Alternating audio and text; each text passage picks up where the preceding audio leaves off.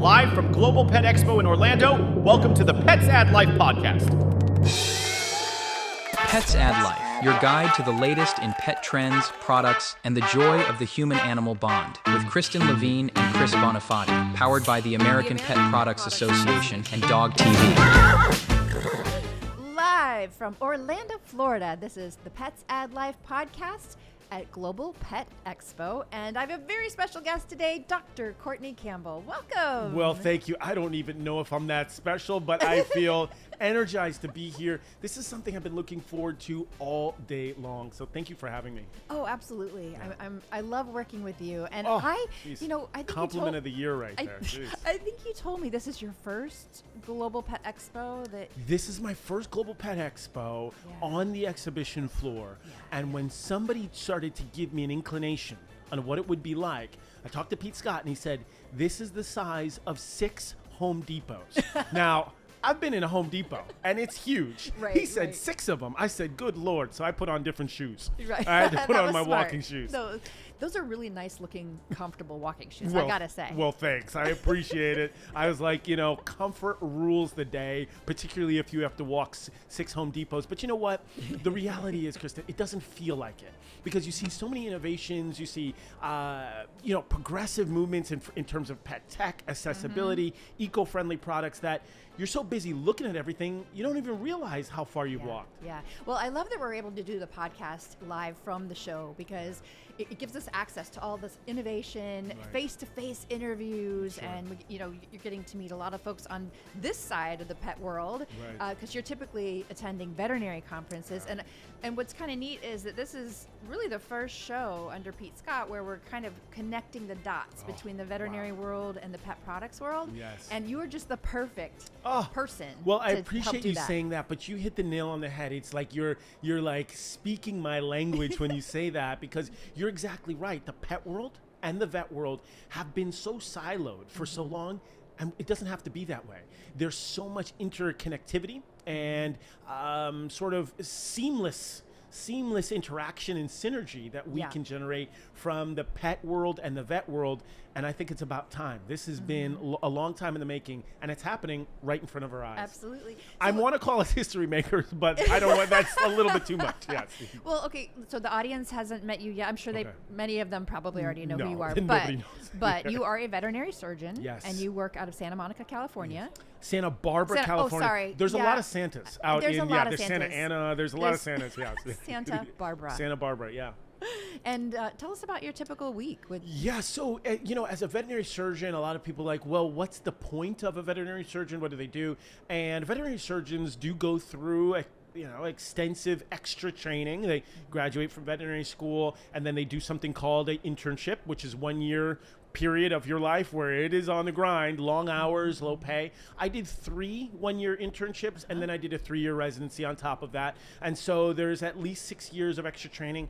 And then you take this ridiculously hard test, and once you pass it, you're what's classified as a board-certified veterinary surgeon. And you say, well, what's the big deal about that? My veterinarian in my community, he enjoys surgery, he or she enjoys surgery, and they do an excellent job at it. And the reality is veterinary surgeons are there for the more challenging cases, more technically demanding cases, or maybe they have specialty equipment that your primary care practitioner may not have. So that's what our role is there for. We are there to sort of tackle the most difficult and the most head-scratching cases that you can imagine. And listen, it gives me a lot of headache, but at the end of the day, it's so fulfilling, and that's what we're there for. And it's awesome that our pets can have the same level of care that we as humans can have. It's the same reason why we would go to a specialist. Sure. When I had ankle surgery, I went to an ankle surgeon. That was his area of focus. So what's fascinating about that parallel that you just drew about ankle surgery is that sometimes we will have pet parents who come in and they will have their personal experience with surgery. They'll have their knee reconstructed, or they have had a hip replacement, or maybe even an ankle replacement. And one of the questions that's really popular is, hey doc, how many of these have you done? Right? Oh, really? And so it reminds me of a question that I'll get sometimes from veterinary nurses and veterinary technicians, where they say to me, doc, don't you get bored of doing a lot of the same surgery? And I say to them, If you were going to get an ankle replacement or a knee replacement, would you want the surgeon who's done maybe one of 100 different surgeries or 100 of the same surgery? And they're like, I get it. You know what I mean? So Easy answer. yes, there are times in which the repetition in surgery, it just helps you get better and better and better. And so when I'm encountered with a very popular surgery, which is like dog knee surgery, that's very common. If you can get your quote reps in, then that's going to help a lot more dogs. Absolutely. Do you have a favorite surgery? Probably dog knee surgery, yes. But I will say certainly when you think about a dog who's young and healthy and has the unfortunate event to be hit by a car and ends up with a very complicated fracture of a bone, and you can put those bones back together and that dog has an excellent prognosis, it's such a heartwarming feeling because you know that that dog has its entire life ahead of them and can run and play, and that species diverse family member, because that's really what they are. Now they can enjoy time together. I like that, species diverse family member. Yes. I love it. The product of the week. So this show has to be a lot of fun for you because it's all pet products. And you were on the floor all day today, just checking out different booths and things like that. What do you have a favorite, or do you want to share a little bit about what you saw? You know, there is a word that pops in my head, and that word is accessibility.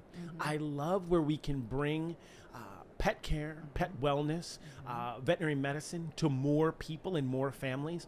And there was one thing on the floor that really, I think, underscores that word of accessibility, and that was a mobile pet grooming truck. And this van is outfitted with a tub, a shower, it has cabinets. I mean, there was a program on MTV, and excuse the title, but it was called Pimp My Ride, right? This is Pimp My Ride in the best possible way. Pimp My grooming truck, right? This is the best possible way to modify, adjust this van to give more access to pet grooming to more people. Now, this not only gives the access to the pets, but it also gives people opportunity to be their own entrepreneurs, right? It gives an opportunity for people to be their own, achieve their dreams of being an entrepreneur. So I just think for the pets, the families, and just business in general, I think accessibility is the key word. Now, I hate to do this to you because you're the host, but I got to flip it back on you. Do you have a favorite, Kristen? I do. I actually sat on a panel today that was all about addressing the barriers to pet ownership. Yes. And, you know, we had a veterinarian on the panel and a gentleman from the pet products industry. Yeah. And so we talked about it from a lot of different angles, like from pet-friendly housing to affordable care and that sort of thing. And obviously, you know, things have gotten really expensive lately with inflation. And one of the biggest challenges that pet parents are facing are the cost of care. And of course, veterinary care always comes up. And I was curious to know, I thought about this while we were having the conversation. I thought, how in the world of specialty care, what's being done, if anything, to help people who maybe can't afford a specialist to actually get that specialty care when they need it? Sure, certainly there is an organization. And that was, I'm sorry, like threw that question back at you, but that was... No, absolutely. There's an organization that pops into my head that I have the pleasure of helping and doing everything I can to help promote their mission. It's called the Compassion Animal Project, and their sole mission, or CAP, their sole mission is to help those who are seeking specialty care who run into financial hardship. And financial difficulties and that financial barrier is probably one of the largest hurdles, or the strongest and most powerful economic hurdle that a lot of pet parents have to contend with. And so Compassion Animal Project, please look them up if you can. It's an excellent philanthropic organization, and they're doing great work. And I think that there's room to tackle any of the other hurdles, right? So if you're thinking about, well, how can I help? Well, certainly there's donations, right? Both in time and finances. Right. There's the ability to help those with transportation, because that's another limitation. And then you had mentioned pet-friendly housing. If you can lobby your local municipalities or your local politicians to increase and make room for pet-friendly housing, right? There's so many ways to help increase access to care. Right. And then finally, this access you talk about, it has a disproportionate impact on those who are already having financial hardship, right? It has a disproportionate access impact on some in socioeconomically disadvantaged communities. So for me, I think you hit the nail on the head. Increasing access to pet ownership is going to be key. Yeah, and one of the things we talked about is how our industry, the pet products industry, has spent the last 20 years promoting premiumization of pet products and pet foods, humanization, and now we have the most incredibly wonderful diets and great nutrition for our pets, and these great toys that address all types of different behavior issues and things like that. However, I think it's time that we kind of turn back and focus on making the great care, the great nutrition, the great products available for those who can't afford it, because every pet and every person deserves to have a happy, healthy life together. Yeah, and that I think is, I'm kind of following your hand motions here, and I couldn't help but notice that you did a course correction, because you're right. Sometimes when we have this pendulum, right, where humanization and premiumization is that, can we swing the pendulum in the other way to get more balance, right? Exactly. That's what it is. It's really just finding the balance. It really is finding the balance. And to be honest with you, that's what Global's all about, right? It is finding what undergirds Global, and what I think is the common motif is that human-animal bond, right? And that's what we're trying to get stronger, is that human-animal bond. Absolutely. Yeah. Beyond the Leash, exploring the untold stories of pet passion and professionalism. So Courtney, I did a great interview today. I think it was great. Yes. Why not? Yes. No, I had two great guests. It was Helen Horn and Jessica Krueger from ZIWI. Ooh, ZIWI. Definitely want to learn more. Yeah. I bet you don't know do you know what ZIWI is? Tell me. You don't have a dog or a cat, right? I do not. I know you have a hamster. Yes. Yep. Yes. I don't think they make hamster food, but they are a New Zealand-based company, and they make air-dried pet food, which basically locks in the nutrition, and my dog Tulip eats ZIWI. Ooh. And she loves it. Ooh. And they also have this new product that they're coming out with at the show, but I'm not going to tell you what it is. You're going to have to listen. All right, I'm going to check it out. But when you say New Zealand, I'm thinking lamb, and I can't wait to find out. Pets add life. We are back, and this is our special Global Pet Expo series. And I've got two guests with me this time, two longtime friends in the industry, Helen Horn and Jessica Krueger from ZIWI. Thank you, ladies, for joining me. Thank you for having us. We're so excited to be back here at Global Pet Expo.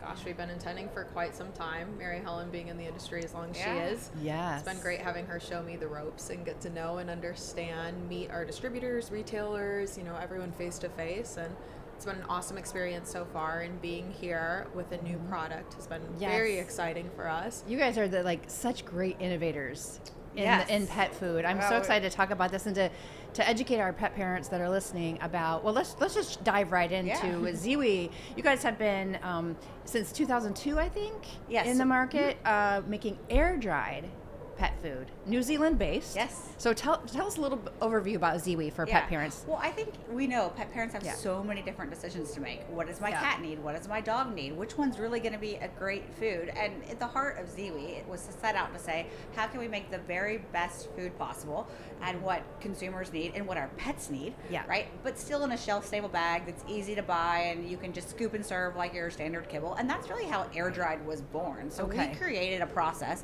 way back in 2002 that took about 5 years in the making. And because nobody had ever said, how can you put the highest amount of meat into a product without carbs and fillers and anything else, and put it out into a finished product that's going to feed really well but still be incredibly nutritious. And that's really how the brand was created. And that's how air dried was firstborn. So over this last journey since 2002, it's been about perfecting the process and about creating a category. Right. Because for years and years and years, there was only ZIWI making air dried. Now today, we're still the leader of the air dried market, and why a consumer would want to buy air dried is because they're looking for something that has more meat in it and less fillers. Right. They're looking for health benefits from feeding a nutritious meal. So, we know that they're worried about weight management, they're worried about dental hygiene, they're worried about skin and coat. And when you have a product that's high in meat and catered to the dog and cat, they can feed something every day that's going to help them have a happier, healthier, longer life, which is really what everybody wants for their their babies at home. Not to mention the way you source your ingredients, which is really unique. You want to talk about that, Jessica? Yeah, absolutely. I mean, we are so lucky that we are born out of New Zealand. Their farming practices are just light years beyond what we really could imagine. If I come back in another life, I would love to be a free-ranging, grass-fed animal in New Zealand, truly. But the best thing about ZIWI is, quality is number one. Ethical sourcing is just what we've been born out of. So our grass-fed, grass-finished, free-ranging beef, lamb, chickens, I mean, you really can't get better than that. Our pets who feed ZIWI, they're eating better than most humans are. And that's the thing that's so great about that air drying process is that it preserves the nutrients from those high quality ingredients. So there wouldn't be much sense if you were sourcing the quality of ingredients that we do out of New Zealand if they were just being baked into a kibble or something like that. Which is also how that air dried technology was born, is just we have such great agriculture, we have such great ingredients. What can we do to preserve that and get those final nutrients, into our pet's bowl as best as we possibly can? And I've seen firsthand the results. My dog Tulip eats ZIWI, and I also love the versatility that you can feed it as the main meal. You can feed it as a topper. Correct. And you can feed it as a treat. And I use it for all three. I do as well. And we talk about that all the time for consumers because it's such a crowded space. And how do you make a decision? And sometimes they feel like you almost need a prescription. You need to say, hey, this is what I feed for this. And so sometimes it's a bit of a jump when you're going to say, hey, here's a new product. This product's actually going to be able to do a lot of things for you. And you can choose how much you're going to feed. And we know that not every pet parent's going to feed 100% a product like a ZIWI Peak air dried. But we have many that train with it. We have many that talk with it. We have lots that mix it into their products. And then we also have the true champions that complete feed the bowl. And so we just want to help educate them wherever they are in their journey and say a little is better than nothing. Of course. And anytime you put at least 25% of the product into the your pet's diet, you'll start seeing the benefits of feeding ZIWI air dry, which is that weight maintenance, skin and coat, dental hygiene. Right. Yeah. And I want to talk about what's new, but something else you said. Do you find that a lot of your customers start using ZIWI as a topper or a treat and then move into feeding it as a full meal? The number one reason somebody buys ZIWI is actually because they've had a health issue. Their pet is struggling with something. They could be really picky and they don't like to eat things. And every time they take something home, they're like, oh, Mom, I don't like this food anymore. Like, give me something new to eat. That's interesting. Or they're having some other issue, like they've got weight issues or they've got digestive issues because their bodies can't maybe digest allergens that are in the food or fillers. So that is the number one path for us to get consumers into our base. And then we also get a lot that want to just top and treat with it and say, hey, I know I want something better, but I can't go all the way there. How can I start bringing some of that into my bowl? So they kind of come in those two paths. Yeah, and I think one of the coolest things is that we've been exposed to a new network of pet parents through our trainers. And we do have a trainer program that is absolutely incredible. We work with a handful of different trainers, supply them with ZIWI so they can get it into the hands. They're all actively using it in their own day-to-day lives. So to watch them, forge that bond with new pet parents, the best thing about it is that, you take it out of the bag and the dog goes crazy. We all know you open that ZIWI bag and their nose dives in immediately. It's true. So a lot of people who are exposed to ZIWI the first time at a training session think, oh my gosh, what is that? Could it be good for them? And the good thing is, not only is your pet going to go crazy for it, it's really good for them. Breaks apart easily. So in that way, people are able to step into it because if the product solves a problem, even better. And if that's helping you correct negative behavior, it creates just such a loyal customer, which is great for us. And Absolutely. I mean, that's how it's worked for myself, you know, Yeah. being Yeah. able to use it with my 2 own pets and being able to grow the bowl, see those direct benefits. And, Right. you know, I came into the pet industry 2 years ago, and something for me is I had no idea what the baseline was, and getting to learn about and really look at the back of my kibble bag, I was like, oh, It's enlightening. no. And I've been a pet owner my whole life. Yep. But learning, you know, we say 96% meat, organs, bones, New Zealand green lip mussels, but I didn't understand how much farther above and beyond that was than what your average day-to-day Right, feed right. would be. Most people don't know that to be a pet food, you only have to have 3% meat. Oh, so, yeah, like, yeah, you know, the starting point yeah. is low. It's very so low, very low bar. very low bar. And in most pet food companies, you don't find out how much meat is in the food. And that is one of Right. the challenges because there's so much messaging, you know, Sure. as a pet parent. I spent years of my life thinking I was doing the best thing for my pet. course. And then I do think the benefit is that once you learn, you get so excited about what you learned. And then it's just Right. about sharing it. Right, You know? exactly. Like sharing that there's this whole market out there that says put more meat in our food, treat the pets the way they're supposed to be treated, and you're going to feel better about feeding your pet, and the pet's going to be really excited about it because they're going to love the food. Right. And then we all know when our Everybody's pets are happy, we're happier happy. and healthier. Right. Yeah. That's fantastic. You know, every pet and every pet parent deserves to be able to feed their pet the very best Yeah. quality. Absolutely. And I love that you guys have addressed this new market.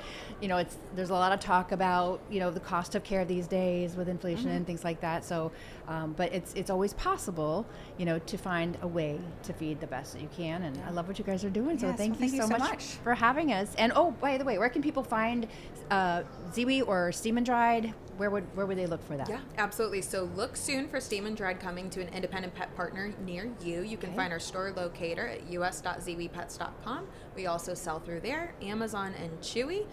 And we're just excited to get out in the market and hear what people think. So love to know the feedback and excited to know that it's going to make a lot of dogs and cats happy. Awesome. Thank you, Mary Helen and Jessica. Yes, and thank by the you. way, Tulip said to say hello. Hi, Tulip. Okay, have a great show. Yes, you as well. Thank you.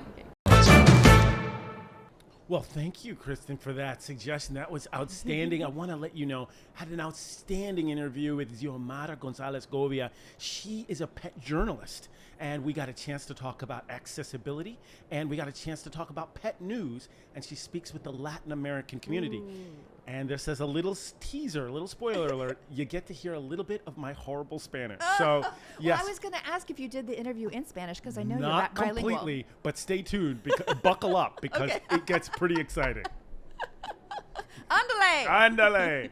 Beyond the Leash, exploring the untold stories of pet passion and professionalism. We're here at Global Pet Expo 2024. I'm here with an outstanding guest. Please let everybody know what your name is and who you're with. Okay, so first of all, my English is not very good looking, Sí. so get ready for me. Si puede, podemos cambiar la entrevista en español. ¿Tú hablas español? Si yo no hablo español, pero me defiendo. Entonces Ok. vamos a cambiar a inglés. Ok, hablas español demasiado bien. Muchas gracias. Yo por mí me mantengo hablando español. ¿Cómo están? Soy Xiomara Gonzales Govea. No es cierto. So my name is Xiomara Gonzales Govea. Can you repeat my name? Xiomara? Wow. Xiomara is, for me, it's one of my favorite first names. I love Xiomara. Whoa. Yes. Everybody's like, Xiomara, what is that? And I'm like, think of see you tomorrow and say it fast. Xiomara. Xiomara. I So love that's it. the I love best it. way. Okay, so, and I'm a journalist, so thank you for having me. First and most important, when you say journalist, everybody wants to know, okay, what do you report on and where's your reach? Who do you reach? Who are you reaching? So I work for Hispanic media. I provide content for Hispanic media, mainly Univision Nice. News. That's national television for Hispanics, targeting Hispanos en los Estados Unidos. So that's what I do, and I mainly report on animals.